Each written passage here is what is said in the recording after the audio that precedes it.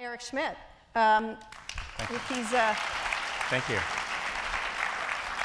Eric ran a little company you might have heard of called Google, from a very small company. I met him when I met him way before that, but we're going to talk about Google and where everything's going in digital. And Eric is a really smart and says a lot and answers questions, which is great about him, which is why we love him. But before we start, I want to make a quick disclosure for me. I'm still trying to figure out what this is, what Nicholas, this kind of company we have. But I went to the journalism school, and I also I am married to a Google executive. But as Eric will tell you, that hasn't stopped me from being super mean to him and other people at Google. And I don't have any financial, unfortunately. I'm the only person who's not a gold digger in Silicon Valley. We have no financial relationship because I signed it away. And Walt has a disclosure. Well, I have a disclosure of a slightly different kind. It's about the 92nd Street Y. He was married and to it. Columbia. It kind of ties them together. When I was at the journalism school, I couldn't afford to go to the journalism school like a lot of you who go to college and grad school. So I got a fellowship and I had some loans, but I also needed a part-time job. And in those days at least, and perhaps still today, the school made arrangements with various institutions around New York City that needed somebody that knew how to write or whatever. And I was actually placed in a part-time job, which I did throughout the year that I was getting my master's, at the 92nd Street Y, editing the paper newsletter that existed in those days, which I'm told no longer exists. But and I don't think I've been back here since. So it's quite an interesting. Anyway, but enough about us. What do you think of us?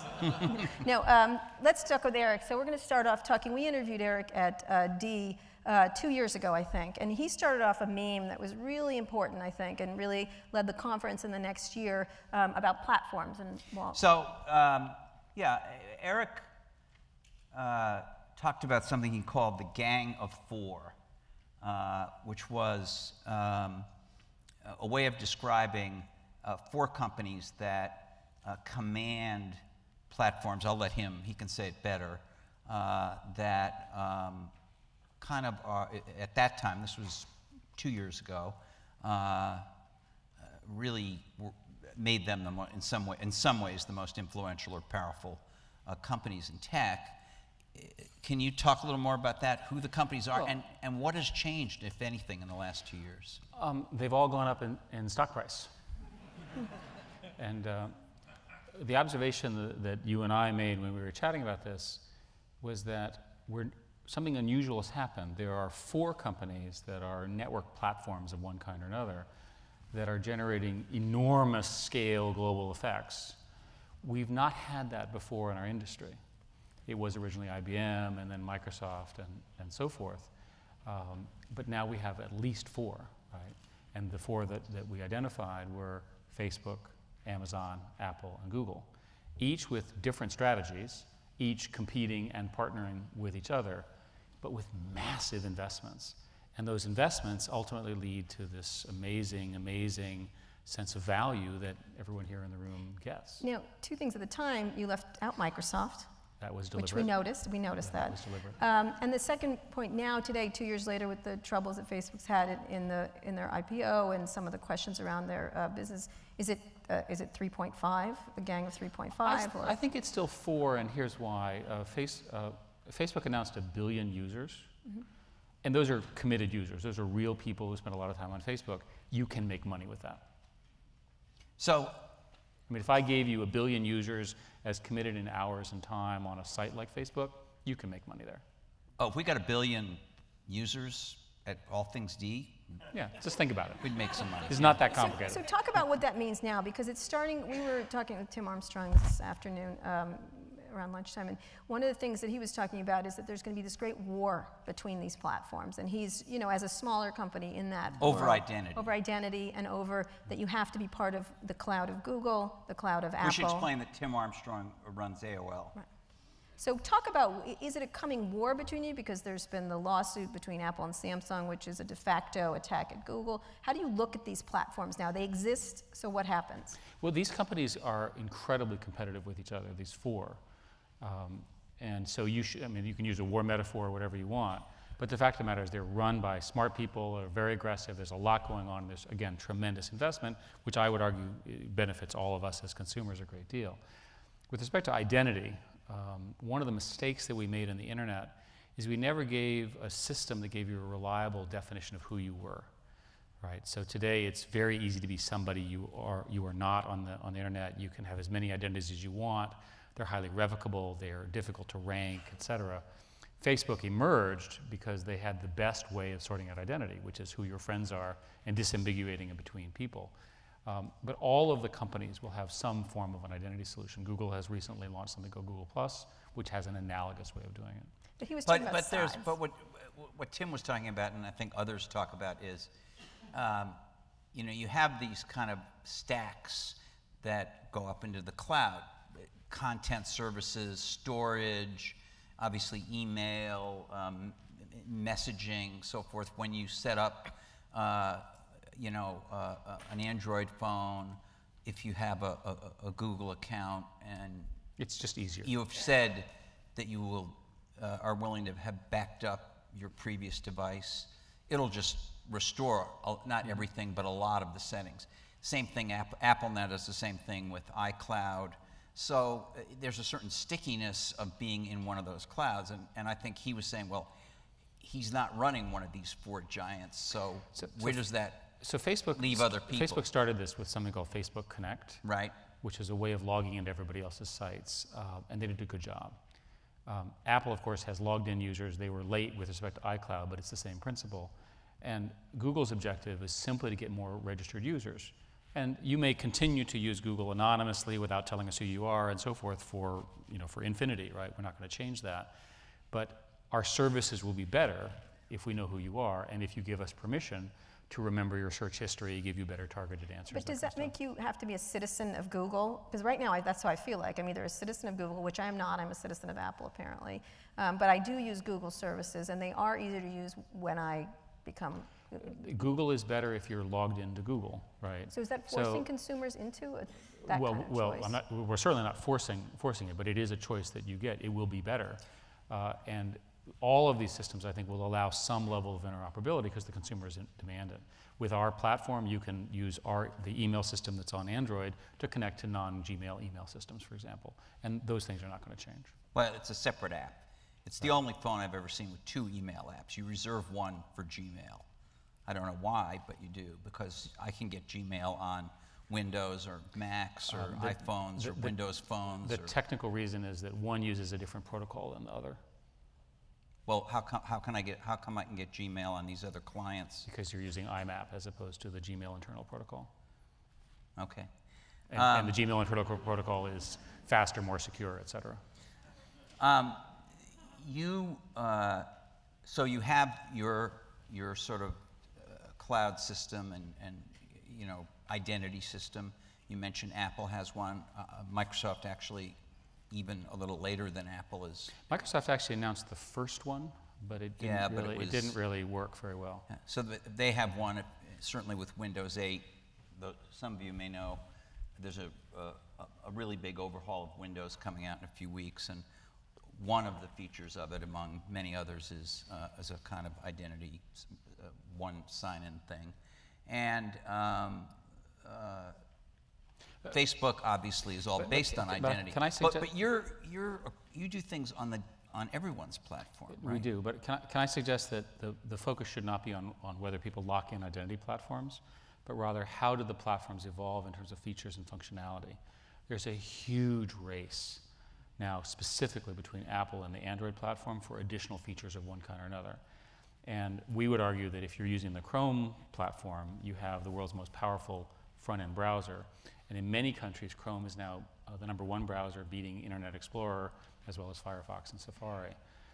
And technically, that allows us to have very sophisticated applications that run on your client device that talk to cloud servers. For those of you that are having trouble following the cloud argument, The cloud is roughly a large set of servers somewhere else that you don't know where they are, and all the interesting information and computation is done in the cloud on these servers, and your device is simply a sort of front end for that. So you can think of your phone as a front end for a supercomputer.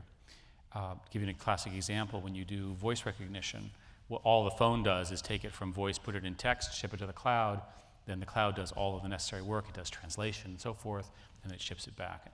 All of the sort of sophisticated algorithms are done by the big computers somewhere So everybody, it's not an actual cloud, okay? Write that down. And it's called cloud. It's It's called clouds because 20 years ago, the drawing program that we had would only draw circles, and so you'd put the servers in circles, and you'd put them all together, and it looked like a cloud. To you. But That's the let's truth. talk about the concept of that, but it's this idea of stacking, because I think, well, there's an expression, when elephants fight, the grass gets trampled. And just recently, I think that's to some degree true. recently, the maps. Let's talk. You've said a lot about the maps, and you have a lot of opinions about the map situation.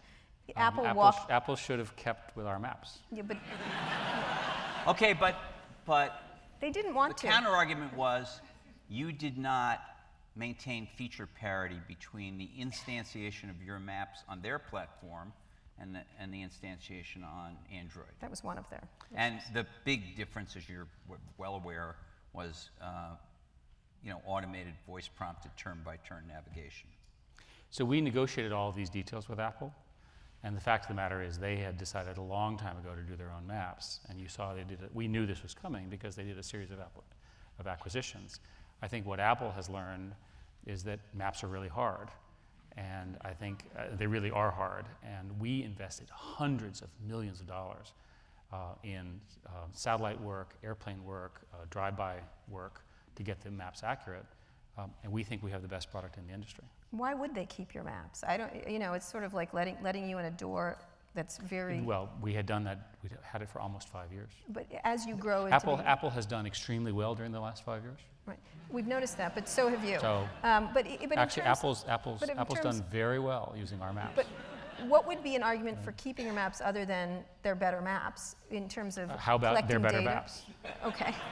But if these are end-user products. Well, if the New York Times writes a better story, I don't really want it on All Things D. It's just at some point. But the story is not something which tells people how to get around and not get lost. I'm sure that Apple has clearly made the decision to do their own maps. They made the decision a long time ago. And so I think we should assume that they will continue to make their maps better and address the criticisms that exist. And where do you play on that platform then, in that world where they've kicked you off the maps? And it's assuming they're going to kick you off of search. Are you going to do your own app that will be a I don't want to pre-announce products. What I can tell you is that were we to do that, they would also have to approve it. Because remember, their app store. Yeah, I understand they would have to approve it, but they've approved many map apps. Well, they haven't approved all of Google's offerings over the years. So again, these are all subject to a discussion. One way to think about Apple and Google is these are two large, important sort of institutions, and they're always in communication with each other. So there's always negotiations going on between would you do this, would you do that, and so forth. And I think that's a structurally stable outcome. In a world where there are the gang of four, as we discussed earlier, each of the four should have significant conversations going on with each of the other of the four. So why is it four? 2 years ago you left out Microsoft. Maybe because you don't like them. I don't know. Aren't they a really important platform company with a whole cloud system and all the characteristics? I think we'll see. Let's see what this new set of products does. As you have reviewed Windows 8 and you understand its quality and so forth and so on. Everyone I know has moved to the Mac in that space, so we'll see how that plays out. They're now behind. They're a well-funded, smart, well-run company that have not been able to bring state-of-the-art products in the spaces that we're talking about as of yet. So getting back to the relationships, you said people are on talk. How would you look at the state of relationships with each of the other major players? Because I think you may not agree with me, but there's a level of enmity between Google and the others that is much higher than between, say, Amazon and a Facebook. It's clear. There's a clear. Well, I would argue first and foremost, I believe that the Android-Apple platform fight is the defining fight in the industry today, and I didn't say that 2 years ago. And here's the argument. Apple has put God knows how many thousands of people and engineers to making this very good platform even better. The number of apps they have, so forth and so on, all the content. Everybody here knows if you're an iPhone user. Think of all the partnerships they have. What's the scale of that? It's an enormously large platform for developers, knowledge, cloud services, and so forth. The Google platform, Android, is even larger. The surveys that we've seen of unit volume indicate that there are 4 times as many Android phones as there are iPhones. We just announced 1.3 million activations of Android phones per day globally, per day, with more than 500 million phones already in use. Right, so if you do the math, lots. We're talking about a billion. Just do a little math with me.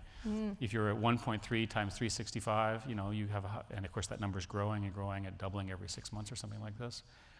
This is well more than 1 billion devices globally within perhaps a year, perhaps Are you less counting than that. tablets on Apple's side? Yes. And again, Apple did a tremendous job with the iPhone and the tablets. Right, we now have lower cost, what I believe ultimately will be much higher volume tablets from our various partners, including Asus and Samsung and so forth, and there's many, many coming. All right, so go back to Kara's question. No, but what I want to say is that I think that because of that, we have not in our industry seen, you use the expression elephants, right? We've not seen platform network fights, competitive fights at this scale. And I go back to who's the beneficiary. The beneficiary is you all, right, globally. Right? Prices are dropping dramatically. Eventually people will be highly motivated to get you to use their platforms because they want to make money on the services. This is a wonderful value proposition. So this is a bigger fight than the Windows Mac fight of the 80s, just because the scale is so much bigger? Well, there's a couple things about the PC industry. I did not realize how much bigger the human population is than the PC industry. When you grow up in the PC industry, you always assume that's sort of the defining event horizon. But in fact, there are 6 billion phone users in the world today. There's somewhere more than 1 billion smartphone users, and that number will quickly get to 4 or 5 billion in the next sort of 3 to 4 years. So that's a much larger market than the PC industry as a whole. The price points are lower, the growth rates are faster. How big is the PC industry by contrast? You're probably the expert. It's probably 1 billion, 1.5 billion installed units. It's on the order of those numbers. But the growth rates and unit volumes were passed a long time ago. I'm not saying bad things about PC industry. I'm just saying for many reasons, these new devices are replacements. One of the other trends that's happening that people should be aware of is that every month, every quarter, every year, the growth rate of mobile adoption exceeds everyone's expectations. And I think that's likely to continue. And the reason is that these devices are becoming so useful that unless you're a sort of a significant knowledge worker, which by the way the 3 of us are, you can probably live most of your life just with your mobile device. Just carry your tablet, carry your phone around. It's good enough for normal people who aren't typing all the time. And they're far, far more convenient because everything just works. And one of the great innovations in this industry is you turn them on and the connection has to work. You don't have to fiddle with the data cards. You don't have to plug anything in except to charge it. And all of a sudden, it just works. And I would say that 20 years ago, 10 years ago, people like myself, we missed that, right? That we didn't understand that if you could just make the whole thing work seamlessly, people would love you. I think we finally got to that point. So again, I'm not answering your enmity question, I'm sorry. So I think that defines that relationship, and that will continue. The other relationships are related in the following way. Facebook is attempting to become the world's communications hub. Right, it's one way to think about what they're doing. And they have a good start with 1 billion people. Amazon, of course, is attempting to be the world's largest store, and again, they're the leading player there. The two interrelate in the sense that, for example, Amazon is one of Google's largest customers, but you could argue they also, with respect to advertising, but you could also argue that they compete somewhat in product search and things like that. Facebook is, I think, largely now a Google competitor, but has partnerships with Apple and with Microsoft. But you also, it's interesting, Google is, though, in everyone's business and among those 4. I mean, Google is now in Google Play, very kind of an attack at Amazon. You're doing your Google Plus, whatever it is. I still haven't quite figured it out. Maybe you could explain it for us. It's in Facebook's business. You're also, you buy Motorola, you're in Apple's business. You're in Apple, well, even before you bought Motorola. I mean, you're essentially competing with Apple. Again, the phrasing was such that we are late to the party. In most of those cases, we were early, but that's a separate discussion. Are you, whether you're late or early, Look, welcome to the competitive. All of them, you said earlier, and you're right. All of them overlap, but Google seems to overlap the most with everybody. I think try to be in okay, everything. but let's cast it a different way. Google is trying to solve material, real problems in the world, and we're trying to do it with innovative solutions. You should judge us on the quality of our solutions. But is there any solution? Like, I have a feeling you're going to start a new tech news site at some point because you just feel like being in that business. Well, we've actually looked at that. Okay. And we decided not to because you guys were doing such a good job. Oh, please. Oh. In any No, case. by the way, can I just answer that? Because I get in trouble if I joke and then it gets tweeted out. Yeah. That was a joke. We actually keep a barrier beyond which we don't go in editorial, right? It's hard to do content really well, and we've decided we're not going to cross that barrier. Oh, can we get into that issue? One of the things you mentioned on your trip to Korea, we want to get back to the, you can dance if you like. Just the reference, for those of you who don't know, is that the current worldwide most famous person is a gentleman named Psy, PSY, and he issued a K-pop video called Gangnam Style, on July 15th. He has more than 400 million views in YouTube today.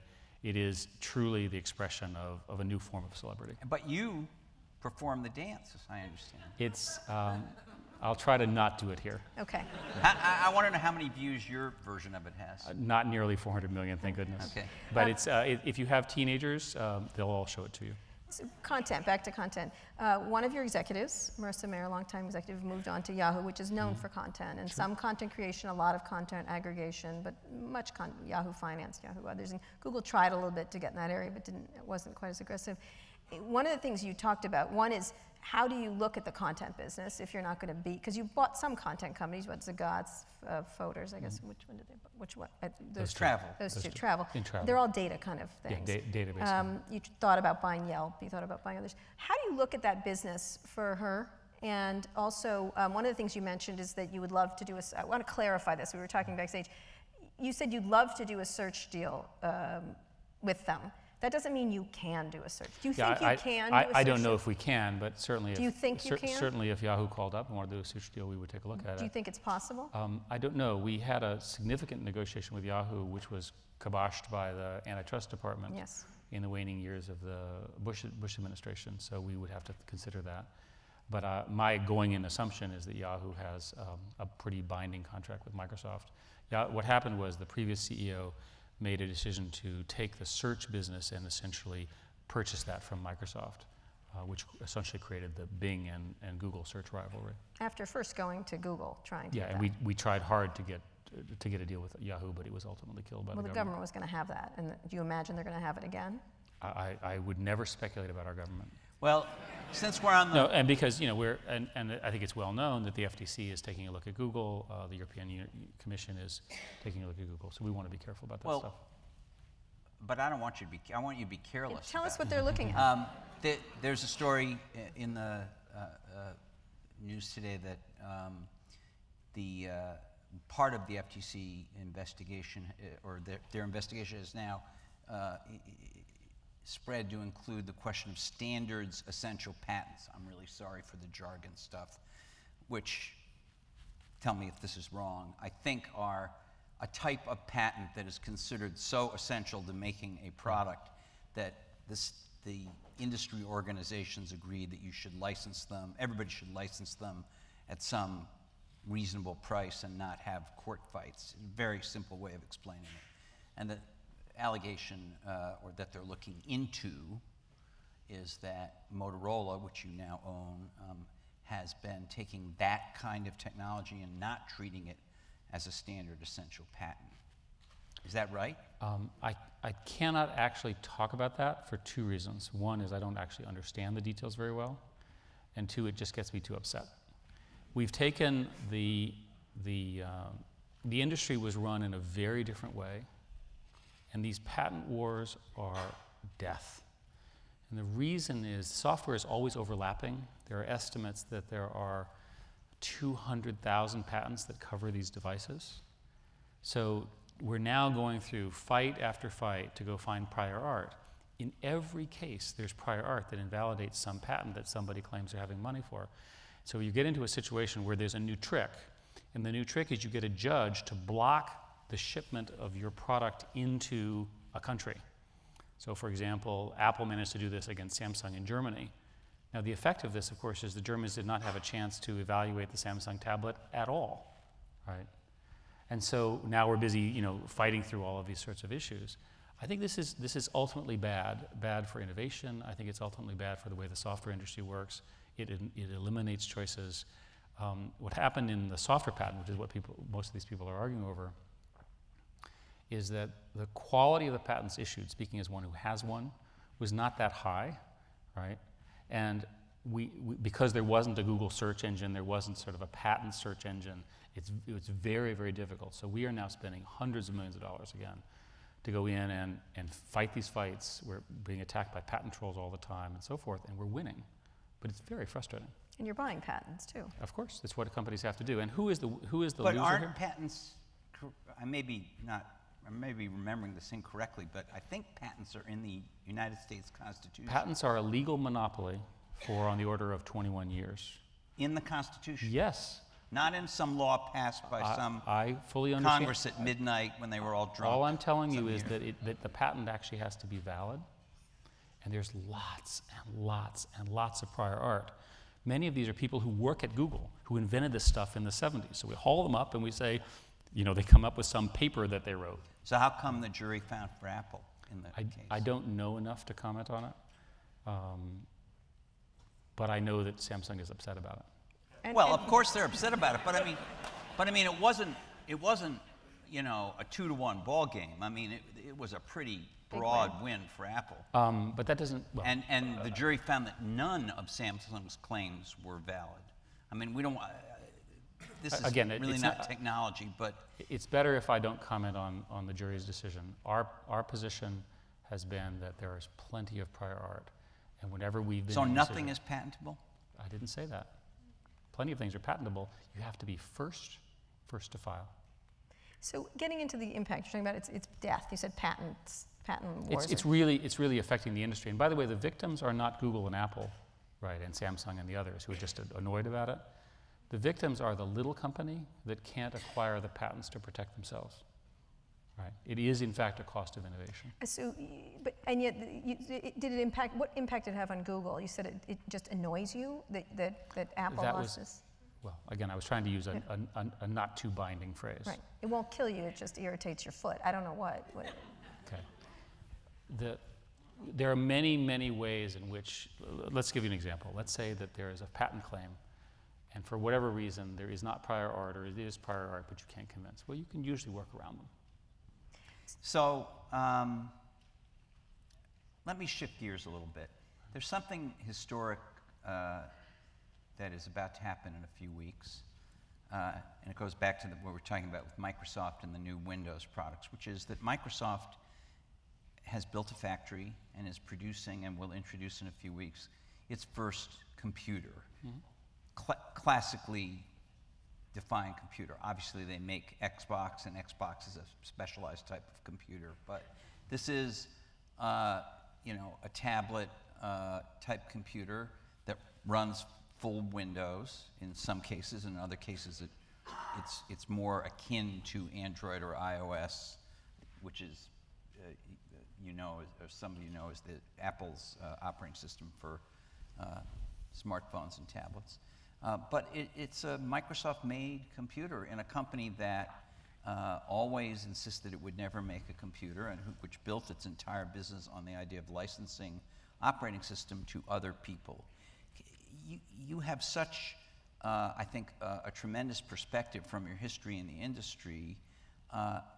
Isn't this a historic moment? And what does it mean? Why are they doing it? What does it mean? It means a lot if the product works.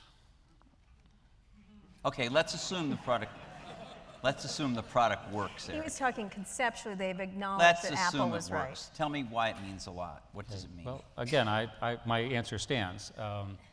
But why is Microsoft doing this, in your opinion? Well, Microsoft built a structural monopoly around Windows that worked very well for Microsoft, which gave its OEMs plenty of flexibility with respect to devices, platforms. And OEMs are the hardware companies, the hardware companies and like so forth. Dell or Acer. And it worked like extremely well, produced enormous value, and a series of antitrust cases, which they lost. We heard about that. In 1997. And you were part of that. Absolutely. So today the question is that the right structural model to solve a customer's problem? And I'd say that we've moved to a new model, which is a much more integrated hardware-software experience. And again, I was on the board of Apple for about three and a half years, so I can say good things about Apple. Apple really did a phenomenal job in building these integrated solutions. I would argue the Android partners are now doing the same thing. And the Android model allows you to build almost any combination of hardware, and you don't even need our permission. It's all free.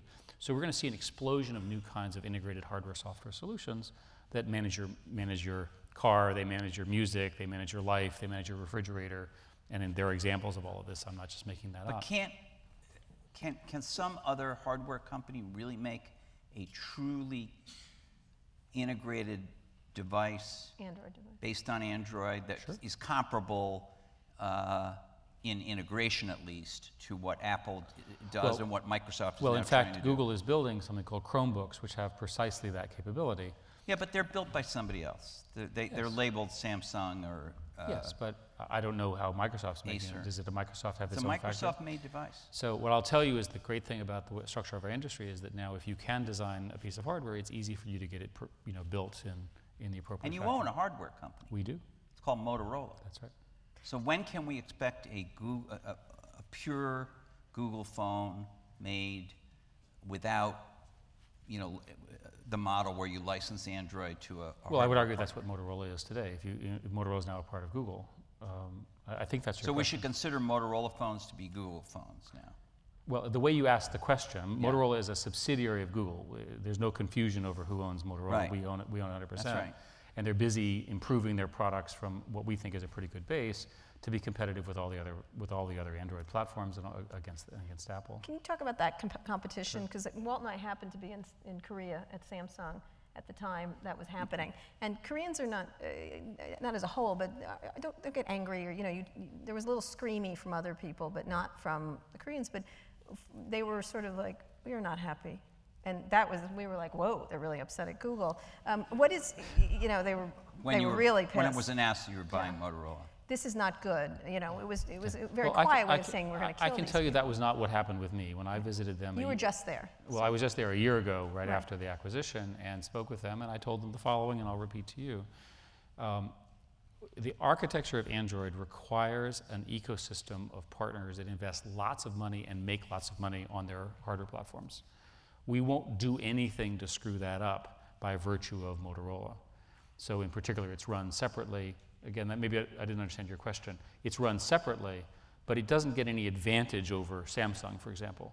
Right? It's treated as a separate entity. But if hardware-software integration is such a good thing, which I think you said, why would you run it separately and at arm's length and not give it why wouldn't you bring out do what Microsoft because we benefit from having a larger pie, right? So by having all these players and treating them on pretty much an equal basis. And you don't think, I'm moving to the next step, would it be fair to logically conclude from what you just said that it's fundamentally untenable to be in the business of licensing a software platform and selling hardware in competition with your licensees? But Google is doing that.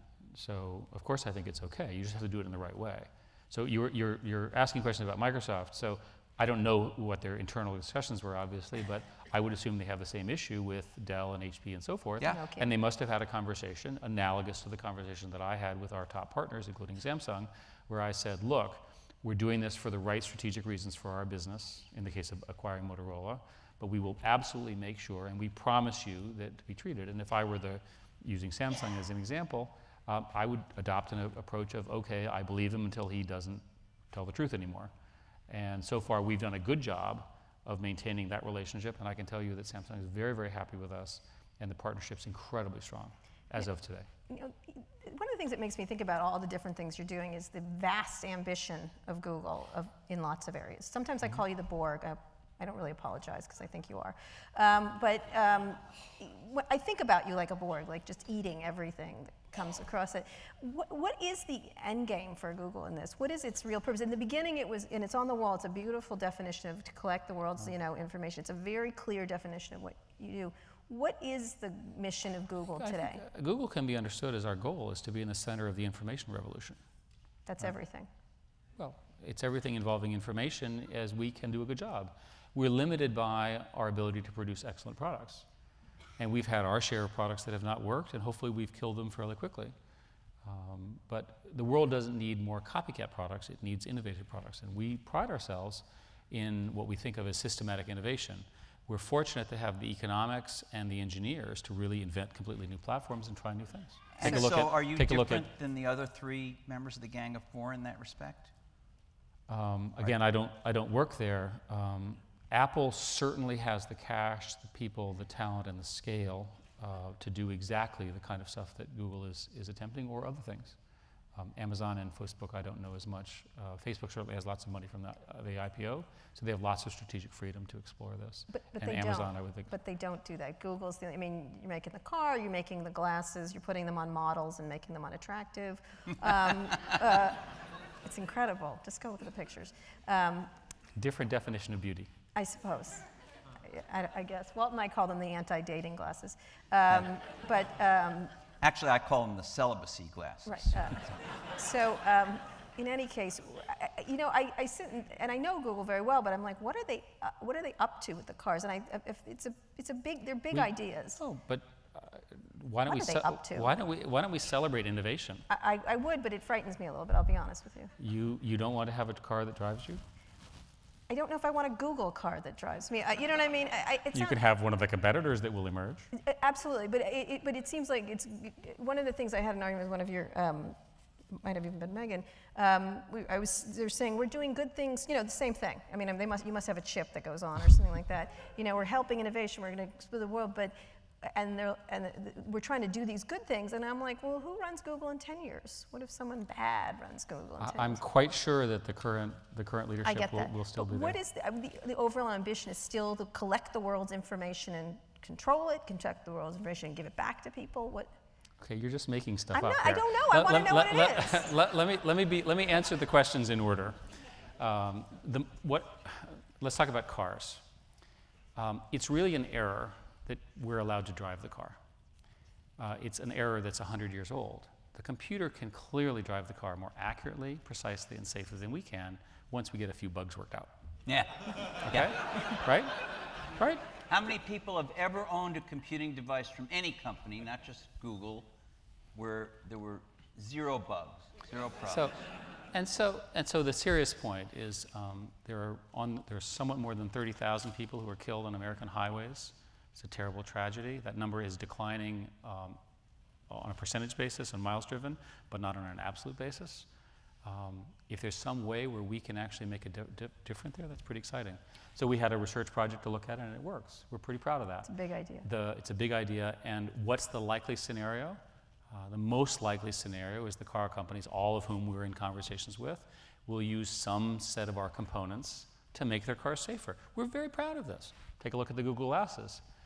We don't exactly know what it's like to have a device that gives you the perspective of another human from their own eyes, but what an interesting platform to try new things on. And in fact, we announced that sometime after January, we're going to have developer kits of a slightly remodeled and presumably still unattractive. They're looking better. The original ones, you have to go look at the original thing that you add to your glasses that gives you the perspective that you've never been able to see before. We don't know where that perspective will take us. We don't know how people, we know there's plenty of applications that are information-centric, of people who have jobs and so forth and so on, where we could use this. What else are you working on? Time machine? What else? Time machine is very difficult. It violates the laws of physics. What about transporters? We've had those conversations. They have. We've had those conversations. Yeah, because I don't know if you still have it, but Sergey Brin, one of the founders, once dragged me into a thing in some hallway in Google, which he called a holodeck. Yes, we have the holodeck. Which was really just a bunch of monitors with Google Earth on them in a continuous way. It was with a joystick. It was kind of cool, but so everything Star Trek, I assume you're trying to invent. Yes, we have to follow the fundamental laws of physics. And Gene Roddenberry didn't? That's the difference between science fiction and us. Before we get to the questions from the audience, which we've got here in cards, and please write some more, let's talk about just innovation and what you're doing. What is Eric Schmidt's life like right now? You're the intergalactic chairman of Google, clearly. Well, I spend a lot of time on airplanes. I've become very interested in the impacts of the digital technology that we're talking about on society. So my colleague Jared Cohen and I are publishing a book early next year. We're almost done. That talks about what happens to society when everybody's interconnected. And I think most of us, and certainly our view, is that this is overwhelmingly positive, but there are things to look for. You know, what happens when autocrats decide to really be even more autocratic using these tools and those sorts of things. So I've become quite interested in that. I'm spending a lot of time on innovation. The simple summary of a much longer conversation is, as a country, we're actually doing pretty well. But if you look at the studies of morale among the citizens of America, it's among the lowest it's been in many, many decades, especially in the last few years. If you analyze it analytically, you say there are sort of three problems. There's a demographic problem, there's a globalization problem, and there's an automation problem. The demographic problem is we have a percentage of older rather than younger people. Younger people need to be more productive. The globalization problem is real simple. It means you can't raise prices. And the automation problem means that people will implement a machine quicker than they'll hire a person. So that is at the underpinning of all of the sort of political debates and fights and so forth that we all listen to all day in our sort of global discussion. We need some solutions to that. The only solutions that I've been able to come up with involve education and innovation. Education is how you get a more advanced workforce for the coming challenges, and we can talk about that. And innovation is where jobs get created. And if you look at how jobs are created, the big companies have not created net new jobs in America, but small, innovative companies are typically generating all of them. So I would hope that the platforms that we've discussed, which includes ours as well as our competitors, will in fact be the engines of that innovation, because that's how America will Even though almost all these devices are made in China or somewhere. The economics of these devices is extraordinarily US, because the software industry, the profits, the advertising and so forth is just money spread all over the United States. They're very, very profitable for the US as a country. So what are your top worries in reaching that? Is the lack of education, a lack of science, STEM? You know, I've come to a conclusion which generations of people before us have all come to, which is that you need to educate your citizens. And I would argue with you that almost every problem that you read about in the newspaper and so forth would ultimately be solved by education, tolerance, learning more things. I would argue furthermore that the gap between the elites who are very highly educated and able to use these tools and everybody else is getting much greater. Partly that's because the technology is moving so quickly. In the next 5 or 10 years, we'll all have sort of universal broadband much, much faster than we have today. Google's involved with this Kansas City project, which is phenomenal. And we'll have a whole bunch of new devices that will make our lives much, much easier. You know, automatic gesture recognizing robots and things like this, which are in the lab today. The gap between the leading countries and the leaders in those countries and everybody else is getting larger. We need to make that gap shorter with a lot of aggressive technology. We were talking a little bit in the reception about this.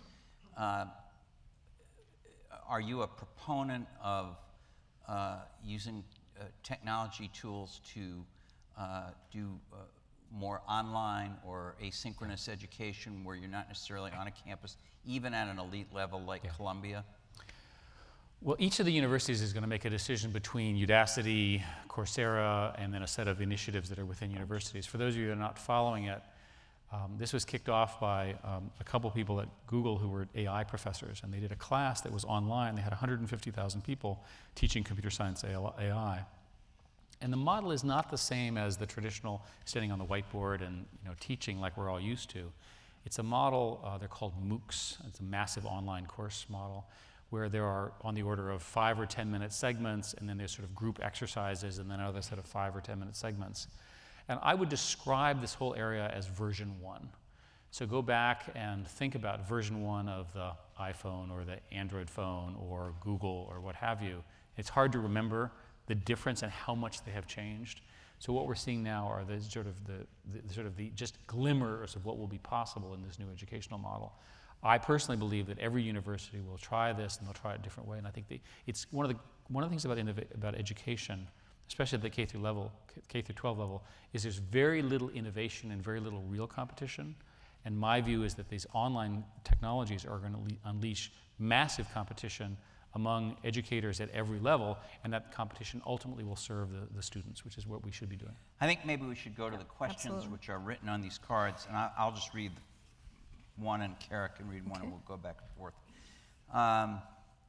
HP has a legendary reputation in Silicon Valley. Could you comment on HP's current struggles and future prospects? Meg is a very, very strong and capable CEO. Meg Whitman. Meg Whitman, and she's identified it's a multi-year, I don't know if she's used the word turnaround, but it's a multi-year set of changes that she has to do. And the issues that she's facing have to do with these massive shifts from the PC to the tablet and things like that. It's hard for me to opine on it. It's very easy to criticize a company that you're not in. I think it's probably best to sort of wait and see how they react to the global changes. What I will say is that when I was in those kinds of businesses in my earlier jobs, 10 years ago, we had a lot of time. We had long product cycles. Those are you mean enterprise? Enterprise businesses and the product cycles I was at a company called Sun, which is now part of Oracle, and we had lots of time. The industry is now so competitive that there's no time. You're on a chain gang, right? This product cycle, this CPU chip, so forth.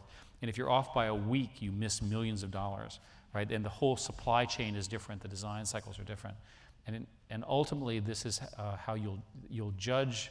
The ultimate judge is the consumer, and the competition is producing extraordinarily valued consumers, but it's very hard for people to stay on the current edge, and it would be very hard, I think, for anybody.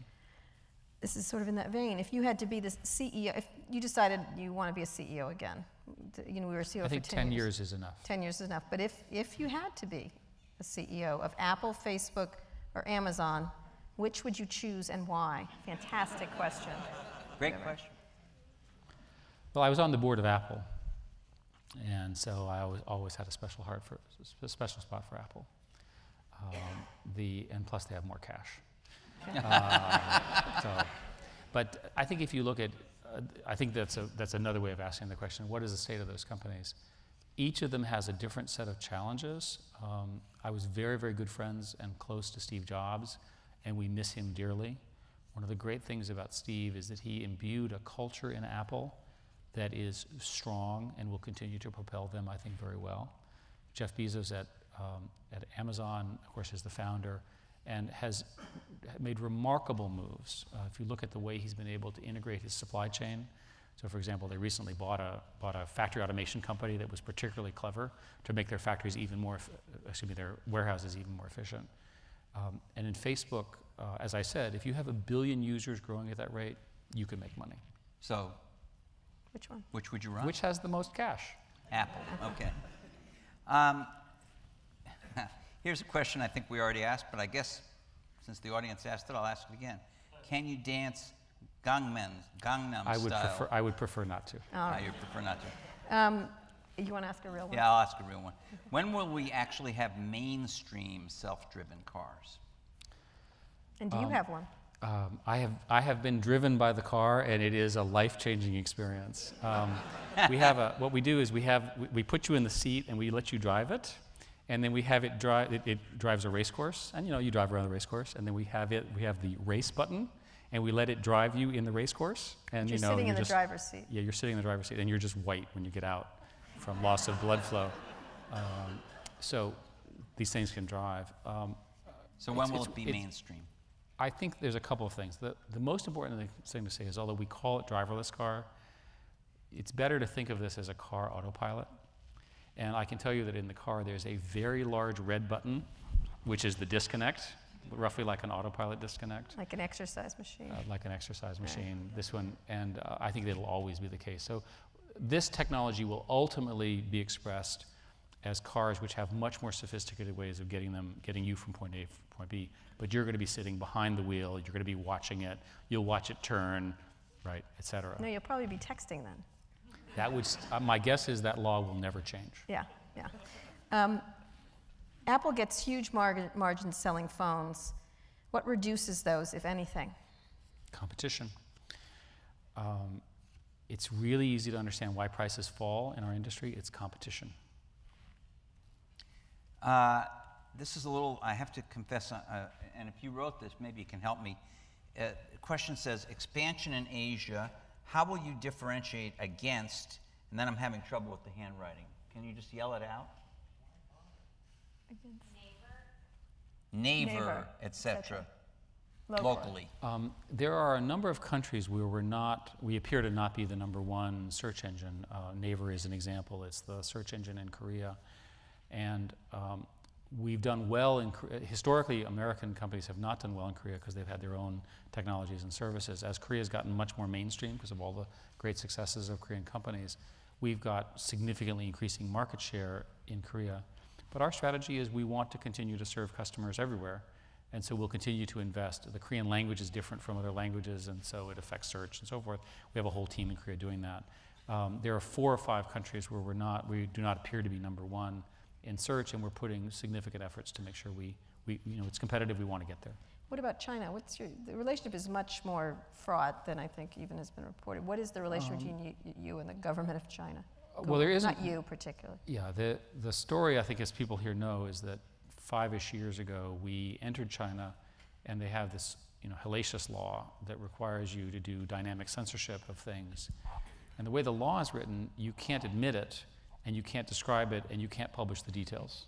So it's true hardcore censorship.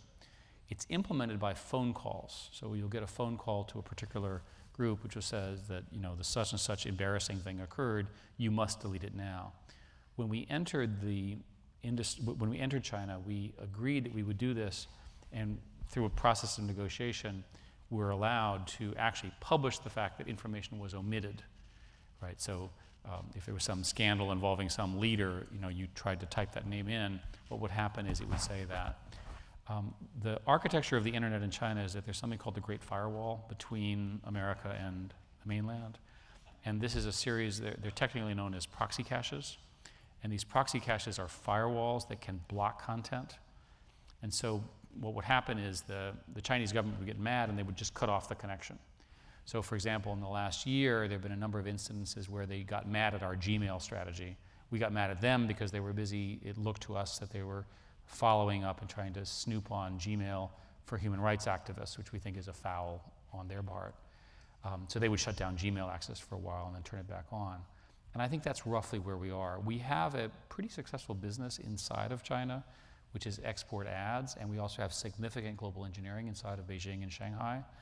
But I don't have any short-term expectation that the Chinese government is going to call up and say, first they have to have their leadership transition, so nothing's going to happen until they have their new leaders.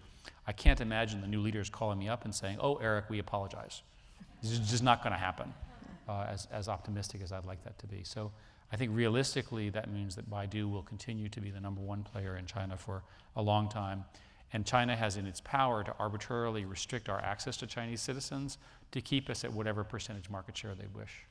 So this question, you can actually probably read it from your seat. It says, future products or services, and has 3 question marks. We don't talk about future products and services. We have a lot But there is coming. the time machine, right? We have a lot of stuff coming. Okay. Well, let me, if I can transform it a little bit, without specific reference to Google. We all know sort of what's out there now. I don't think people expected, I mean, there was a thing called a smartphone before the iPhone, but the iPhone was still a huge game changer because it was truly a smartphone. We have, as you pointed out, an even larger number of Android devices.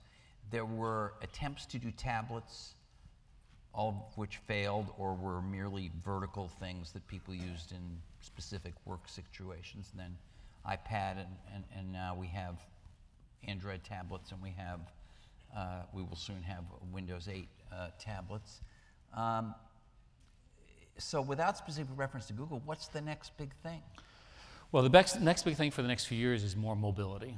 I call this mobile first.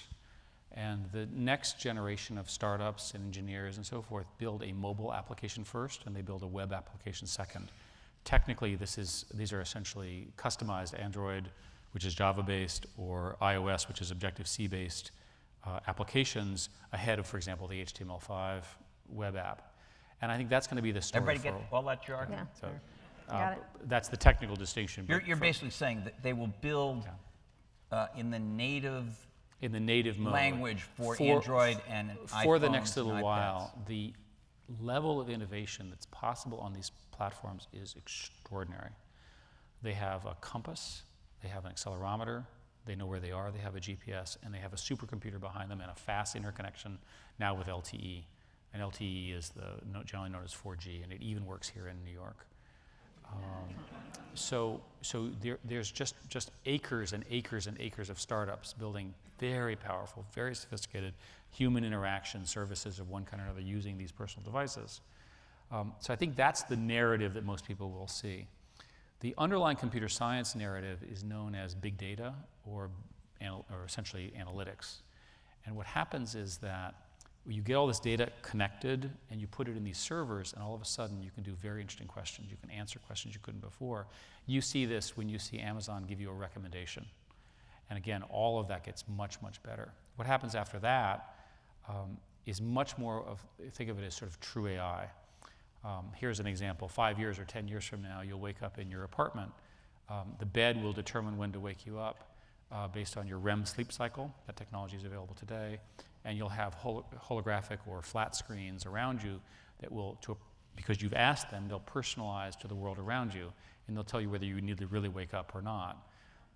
Hopefully you'll get into your driver-assisted or driverless car, and you go to the office, and all of those tasks, like where am I, what am I supposed to be doing, all of that will be taken care of for you in these AI systems. The power that we can come up with that will help you get through the day, making suggestions, doing analytics, telling you, did you know, is going to be extraordinary. And you can see that when you look at young people today who largely live on the web, right? They follow Twitter, they use all that information. As our systems get better, we'll be able to do the same kind of analysis that a 22-year-old does with their Twitter screen and with all the web services, but do it automatically for everybody. And how long will that be in beta? Will it be in beta as long as Gmail was? Or? Probably, because it's hard to get to the reason we can't do all of this today is that we can do it for 80% but not 99% of the data, right? The AI problem goes something like this. You can build a set of solutions which will largely discover everything humans know with an 80% accuracy. The problem is that the 20% is the 20% that matters, and that we've been stuck at this for quite some time. And that's a real threshold that computation will allow us to overcome over the next 5 or 10 years. I don't mean to, again, I seem like a crazy paranoid person, but it sounds like the plot of the Terminator. But I want to be clear here, because I always get in trouble with this. Everything I've just said is your choice. And if you want to continue to use Google the old way, not be logged in, and continue to sort of ignore everything I just said, we're going to encourage you to do so, because that's going to be a great use So no too. chips in people's heads? No, Okay, good. certainly not from Google. Not from Google, okay. By the way, I should mention that there is just so we're clear about chips, there's a revolution in biomedicine that you might choose to have a chip, and it goes like this. There's a new set of pills that you can take, which you ingest, which Wi-Fi out all your vital signs. And what happens, and you all laugh, but wouldn't you rather have the computer give an accurate diagnosis of your medical condition, like right now, and then your phone calls the doctor, right? And the doctor then calls you back and said, you're about to die, come to the hospital, right? So we're on the car picks you up. Absolutely. And We're on the, the revolution in medicine. So if you're, you're going to want these kinds of things. How often do you take these Wi-Fi pills? Like you're feeling fine, but you just decide, maybe I'm going to die. I will let the startups and the designers who are inventing these new technologies figure that out. Someone asked a question about Twitter. How do you look at Twitter, and is Google interested in buying, would Google be interested in buying companies like that? Can't answer questions about M&A like that. We had a partnership where we put the Twitter feed inside of search, and ultimately, that deal fell apart, but I would certainly like to see some form of that. I've always felt that Twitter had done a very good job. And if you look today, Twitter is a place where news breaks very fast, and they've done an excellent job of celebrity and other sort of branding.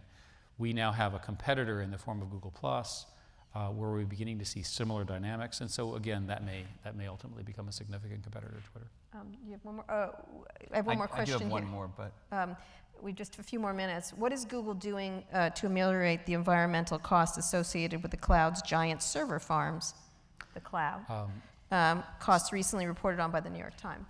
The general accepted number for the electricity use and the environmental impact of this sort of cloud world that I'm describing is between 1% to 2% of global power use, which is a big number. It's not a small number. Google has for a long time had the largest and most powerful data centers. You've not seen them because you just see the benefit of it when you see a fast search.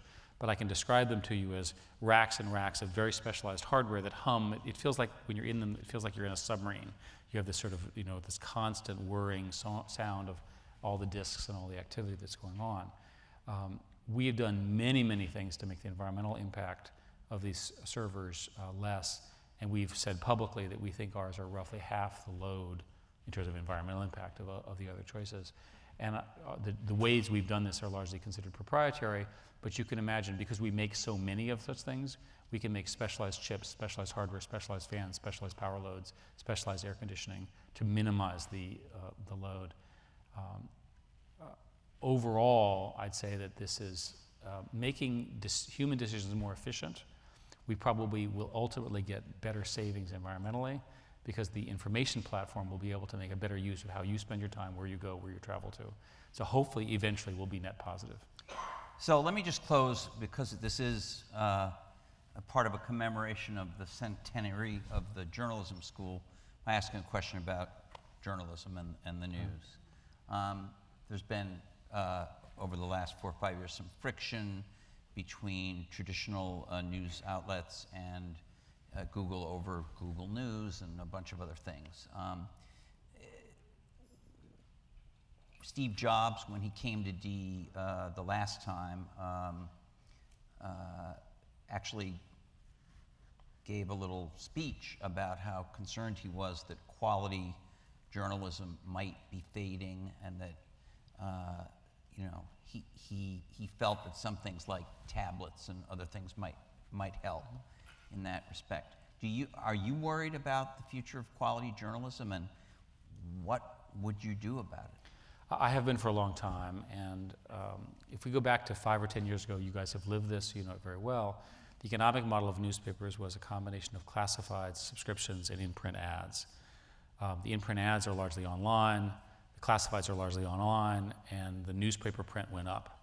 So the publishers tried valiantly to swim against headwinds, whatever metaphor you want, against all three of their core revenue streams, which is very, very difficult to deal with.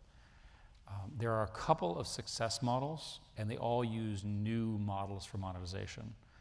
The two that are most obvious would be Politico and Huffington Post. They do it differently for each of them, but both born out of startup innovation of new approaches. So it's fair to say that the incumbents, who, and I say this with great honor and respect for their role, are likely to move to various forms of subscription models, because that's something they understand they can subscribe. Instead of physically, they subscribe online. And the newspaper of the future for that will be a very deeply powerful newspaper online. You'll get it on a tablet. It will be much richer than the Wall Street Journal or the New York Times that you read today. You'll be able to dive deeply in the story, and it's pretty obvious what that product looks like. So what does this mean for the art of journalism? I think two things. The first is that the sort of extra money that was generated by the unholy alliance, if you will, between print and the classifieds and so forth, which has largely sort of gotten itself out of whack today, produced extra money that these people devoted to deep research and investigative journalism. And there's no question that that's at risk, and it's been at risk for a while. And that's a real loss. It's a loss at the city level. It's a loss at the mayor level. It's a loss at the sort of the scandal of the medical provider. You know, there's example after example. And these are not stories that can be reported in a day. Right? You all are professional reporters. Yeah. And again, the Columbia Journalism School produces such people, much harder for them to have jobs. The other thing that happens, which I don't think we've quite figured out, is what happens to the brand. Right? So what's happened now, of course, is that the top brands, and this is true in any network effect business, the top brands have remained quite strong. Again, Wall Street Journal, New York Times, et cetera. But many of the mid-tier regional brands have largely become not as relevant for whatever set of reasons. So one idea is that the new brands will be much more celebrity-driven, and that people will ultimately be drawn to, you know, this famous celebrity who has this set of news and entertainment activity. So in the online world, celebrities drive a lot of behavior. So it may very well be that the ultimate structure is a set of the traditional brands that are left, which I think will continue and will do well in these other monetizations, and then these celebrity-driven brands. And I have no idea what they'll look like. I don't know how they'll monetize themselves, but people will follow them. You mean like the Ashton Kutcher Daily? You could imagine that, or think of the Jay-Z post. The Jay-Z post. Right, that people are, in this new world, people are really driven by what celebrities think and what they care about. And they follow them with great interest and so forth. And you could have some public-spirited celebrities who would actually want to make a real positive impact. And my guess is that that will be a new player, or at least some people will try that in the next few years. And what about the Googles of the world buying? At one point you did consider, you looked at some. As I said, we decided fairly clearly and fairly early that there was a line that we didn't want to cross. But looked at it, correct? Sure, but we look at everything. One day I was in Larry Zerka's office, and we had this, they started talking to me about getting into the refrigerator business, and they discussed at great length why having a computer-powered refrigerator would work and how you could automate it and so forth, and they announced that they were going to buy a company to do this. And then I realized that they were joking. So I've never forgotten that I could never quite tell whether we're serious or not, but we certainly thought about it, at least for those 10 minutes. Well, great. And we're not buying a refrigerator business, to my knowledge. Well, that's right. Eric, with that, and thank you. By the way, you're rocking that pumpkin sweater, I got to tell you. Thank you thank you so Fantastic much. choice. Thank you all. Thank you so much.